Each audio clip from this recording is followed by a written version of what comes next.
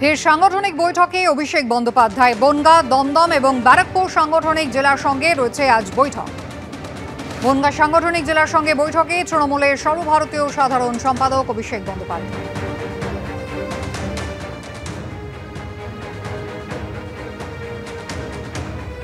অনির্বাণ বিশ্বাস আমাদের প্রতিনিধি সরাসরি রয়েছেন। অনির্বাণ, একেবারে জেলা ধরে ধরে সাংগঠনিক বৈঠক করছেন অভিষেক বন্দ্যোপাধ্যায় এবং সেই অনুযায়ী আমরা দেখছি পদের ক্ষেত্রেও রদবদল করা হচ্ছে।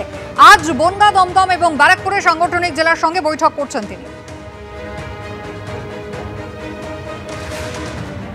দেখো, প্রথমেই জানিয়ে রাখি যে ইতিমধ্যে কিন্তু বনগাঁ সাংগঠনিক জেলার যে বৈঠক, সেই বৈঠক কিন্তু ইতিমধ্যে শুরু হয়ে গেছে। অভিষেক বন্দ্যোপাধ্যায় তিনি নিজেও পৌঁছেছেন এবং এই বৈঠকে কিন্তু মূলত আজকে কিন্তু ওই যে বনগাঁ সাংগঠনিক জেলা, সেই বনগাঁ সাংগঠনিক জেলার মূলত সংগঠন নিয়ে যেমন আলোচনা হবে, ঠিক তেমনই কিন্তু ২৬শে নির্বাচনে কি পাখির চোখ হতে চলেছে তৃণমূল কংগ্রেসের, কি কি ইস্যুতে এখানে হাতিয়ার করে তারা প্রচারে যাবেন, সেই সমস্ত বিষয়ে কিন্তু বিস্তারিত আলোচনা হবে। তুমি জানো যে গত ২৪শে নির্বাচনে কিন্তু এই বনগাঁর যে লোকসভা আসন, সেটি কিন্তু বিজেপি নিজেদের দখলে রেখে দেয়। শান্তনু ঠাকুর সেখান থেকে জিতে আসেন এবং সেখানে যদি দেখা যায় ৭টি বিধানসভার মধ্যে মাত্র ২টিতে কিন্তু লিড পেয়েছিল তৃণমূল কংগ্রেস, বাকিগুলোতে কিন্তু হারতে হয়েছিল। যদিও ২১এর যে বিধানসভা নির্বাচন, ২১এর বিধানসভা নির্বাচনের প্রেক্ষিতে কিন্তু ছবিটা সম্পূর্ণ উল্টো ছিল। সেক্ষেত্রে কিন্তু দেখা গিয়েছিল যে তৃণমূল বেশিরভাগ আসনে কিন্তু জয়লাভ করেছে। সেই জায়গায় দাঁড়িয়ে কিন্তু বলা ভালো যে আজকের এই বৈঠক অত্যন্ত গুরুত্বপূর্ণ এবং এই বৈঠক থেকে কিন্তু মতুয়া ভোটের কথা মাথায় রাখতে হবে, সেই বিষয় নিয়ে আলোচনা হবে। কারণ আমরা দেখেছি যে বাংলাদেশের যে অস্থির পরিস্থিতি এবং যেহেতু বাংলাদেশ লাগোয়া একেবারে এই বনগাঁ সাংগঠনিক জেলা, সেই জন্য কিন্তু এর একটা প্রভাব কিন্তু অবশ্যই থাকে সবসময়। সেই কথা মাথায় রেখে একদিকে এসআইআর রয়েছে, অন্যদিকে মতুয়া ভোট ব্যাংক রয়েছে, সমস্ত কিছু নিয়ে কিন্তু আজকে আলোচনা হবে সাংগঠনিক বৈঠকে। এবং তুমি যেমনটা জানাচ্ছিলে যে সাংগঠনিক রদবদল, অবশ্যই ব্লক স্তরে যে সাংগঠনিক রদবদল, সেই রদবদল নিয়ে কিন্তু প্রত্যেকজন যারা আধিকারিকরা এসছেন, যারা নেতৃত্ব এসছেন, তাদের মতামত রাখবেন। সেই মতামতগুলো দলের কাছে যাবে এবং দল সেগুলো কিন্তু স্ক্রুটিনি করবে। এবং একই সঙ্গে তুমি জানো যে আইপ্যাক যে রয়েছে, সেই আইপ্যাক সংস্থার তরফেও কিন্তু প্রত্যেকটি সাংগঠনিক জেলায় ব্লক স্তরে কাদেরকে উঠিয়ে আনা যায় তা নিয়ে কিন্তু একটা সার্ভে চলছে। এবং সর্বোপরি কিন্তু সিদ্ধান্ত নেবেন, কিন্তু সে সিদ্ধান্ত নেবেন মমতা বন্দ্যোপাধ্যায়। স্বাভাবিকভাবে আজকে মমতা বালা ঠাকুর বা বিশ্বজিৎ দাসেরা যে প্রস্তাব বা যে বিষয়গুলি তুলবেন, সেগুলো নিয়ে যেমন একদিকে আলোচনা হবে, ঠিক তেমনভাবে আগামী দিনের সাংগঠনিক যে রদবদল, সেই রদবদল নিয়েও কিন্তু একটা বিস্তারিত আলোচনা হতে পারে এবং প্রত্যেকে মতামত রাখবে।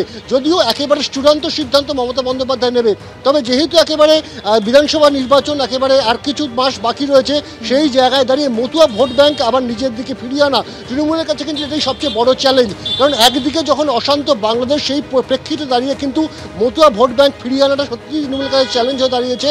এবং সম্প্রতি তুমি জানো যে মহুয়া মৈত্র, তৃণমূল সাংসদ, তার একটি মন্তব্য, সেই মন্তব্য নিয়ে কিন্তু বিরূপ প্রতিক্রিয়া হয়েছে মতুয়া মহলে। স্বাভাবিকভাবে সমস্ত বিষয়গুলো নিয়ে আলোচনা করা হবে, কীভাবে মতুয়াদের মন পাওয়া যায় এবং তাদের সেই ভোট ব্যাংকে তৃণমূল থাবা বসাতে পারে, সেই সমস্ত বিষয়ে আলোচনা হবে। এই প্রেক্ষিতে একটা বলে রাখা ভালো যে একদিকে সুব্রত ঠাকুর, অন্যদিকে কিন্তু শান্তনু ঠাকুর, তাদের মধ্যে কিছুদিন আগেই আমরা দেখেছি দ্বন্দ্ব রয়েছে। সেই দ্বন্দ্ব থেকে তৃণমূল রাজনৈতিকভাবে কতটা ফায়দা তুলতে পারবে, সেদিকেও কিন্তু নজর থাকবে আজকের এই বৈঠকে। অনির্বাণ, ধন্যবাদ। কেউ এসেছেন স্বামী সন্তানকে সঙ্গে নিয়ে, কেউ আবার শাশুড়িকে সঙ্গে নিয়ে পরীক্ষা দিতে এসেছেন। চাকরি হারিয়ে ফের পরীক্ষা দিতে গিয়ে কেউ ভেঙে পড়লেন কান্নায়। ৯ বছর পর স্কুল সার্ভিস কমিশনের পরীক্ষায় রাজ্যের বিভিন্ন জেলায় ধরা পড়ল নানা ছবি। আজ আমি যেতাম পরীক্ষা দিতে, আমাকে এখানে পরীক্ষা দিতে আসতে, এটাই আমার বড় কষ্ট। বয়স ৫৫ চৌকাঠ ছুঁয়েছে। যে বয়সে অবসর নেওয়ার অপেক্ষায় থাকার কথা, সেই বয়সে দাঁড়াতে হচ্ছে পরীক্ষার লাইনে। নিয়োগে ব্যাপক দুর্নীতিতে বাতিল হয়েছে এসএসসি ২০১৬ সালের গোটা প্যানেল। চাকরি হারিয়েছেন এই মহিলাও। অন্য দুর্নীতির বলি হয়ে রবিবার তাকে যাদবপুর বিদ্যাপীঠে ফ্রেশারদের সঙ্গে পরীক্ষার লাইনে দাঁড়াতে হয়েছিল। ধরে রাখতে পারেননি চোখের জল। কোথায় চাকরি করতেন? বর্ধমানে। আমাকে বলেন, আমি ঠিক নেই, মাথা আমার ঠিক নেই। এবার ভরসা পাচ্ছেন? পড়া হয়নি কিছু, এই বয়সে পড়া। আর কয়েকদিন পরই পেরিয়ে যাবে চাকরি করার বয়স। তা সত্ত্বেও জীবনের শেষ চাকরির পরীক্ষায় বসে আশার আলো দেখছেন বনগাঁর পশ্চিমপাড়ার বাসিন্দা কিশোর কুমার সাধুখা। বয়স তো শেষের দিকে, আর কোনো পরীক্ষা দিতে পারবো না। যদি ওরা নেই তাহলে একটা সম্ভাবনা আছে। বয়সের বাধা টপকে কেউ যেমন পরীক্ষার লাইনে, সংসারের দায়িত্ব সামনে তেমনই অনেককেই দেখা গেল পরীক্ষা কেন্দ্রে। ৯ বছর পর কেউ আবার সন্তানকে সঙ্গে নিয়ে এসেছেন পরীক্ষা দিতে। বাইরে বাবার কাছে সন্তান, পরীক্ষা কেন্দ্রে মা। শিক্ষকতার পাশাপাশি এও যেন এক অন্য পরীক্ষা। হ্যাঁ, বাচ্চা ছোট, তাই ওকে সঙ্গে নিয়ে এসেছি। আবার 9 বছর পর হ্যাঁ হ্যাঁ। কি বলবেন? ভরসা পাচ্ছেন? বর্ষা সেরকম পাচ্ছি না, মোটামুটি পাচ্ছি। আপনি বাচ্চাকে নিয়ে আসছেন? হ্যাঁ, না ওর বাবা আছে, বাবাকে দিয়ে দিতে হবে, বাবা বাচ্চা তো আর অ্যালাউ হবে না। ক্যান্ডিডেট, হ্যাঁ আশা রাখছেন? ভরসা পাচ্ছেন? হ্যাঁ, এবার তো একটু আশা রাখছি আর কি, আর দুর্নীতি যেন না দেখতে হয় আর কি। 9 বছর পর ফের চাকরি পাওয়ার সম্ভাবনা, হাজারো ঝক্কি সামলে অগত্যা বাধ্য হয়েই অনেকেই পরীক্ষা কেন্দ্রে। যে দুর্নীতি হয়েছে, এত হয়েছিল, তারপরে ভরসা রাখছেন? রাখছি, সেই জন্য তো এসেছি। ওই ছাড়া কি করব, আর দেখি হয় যদি। আপনি 2016 যখন পরীক্ষা দিয়েছিলেন, বাচ্চা তো হয়নি? না, তখন সবে বিয়ে হয়নি, তখন বিয়েও হয়নি। বাচ্চা কাচ্চা নিয়ে আর এই পরীক্ষা দিতে যে কষ্ট, বাচ্চারও কষ্ট, আমাদেরও কষ্ট। এ এখন একা থাকবে বাবার কাছে, বোন এসছে ওই জন্য দেখবে। কোথাও আবার বৌমাকে পরীক্ষা কেন্দ্রে নিয়ে এসেছেন বয়স্ক শাশুড়ি।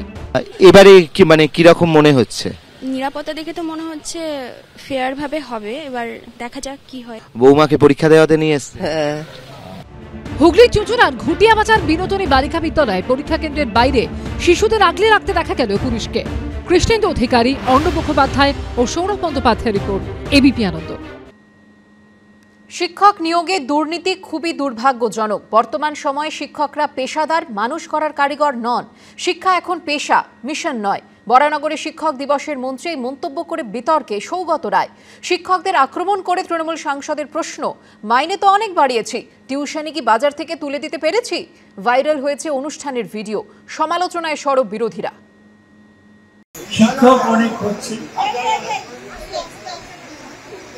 অনেক পেশাদার শিক্ষক হচ্ছে, কিন্তু মানুষ গড়ার কারিগর আর হচ্ছে না।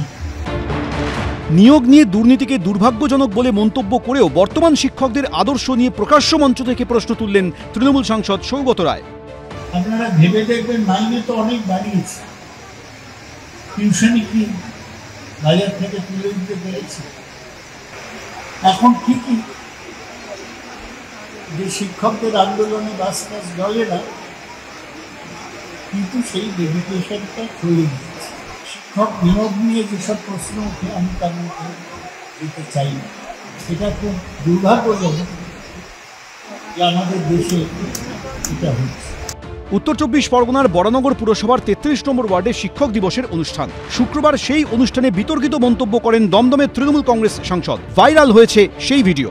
আমি নিজেকে প্রশ্ন করি, আমি নিজে 35 বছর কলেজে পড়াতে, যে সত্যি কি শিক্ষার উন্নতি হয়েছে? আমার নিজের মনে উত্তর হচ্ছে না। কিছুর উন্নতি করার একমাত্র উপায় কিছু টাকা বাড়িয়ে দেওয়া না। যে কোনো কিছু আপনি করেন না কেন, তার মধ্যে একটা আদর্শ ব্যাপার থাকে। সবটাই পৃথিবীতে টাকা আনা পাইয়ে হিসেব। আমরা যখন ছোট ছিলাম তখন শিক্ষা একটা পেশা ছিল, শিক্ষা একটা মিশন ছিল।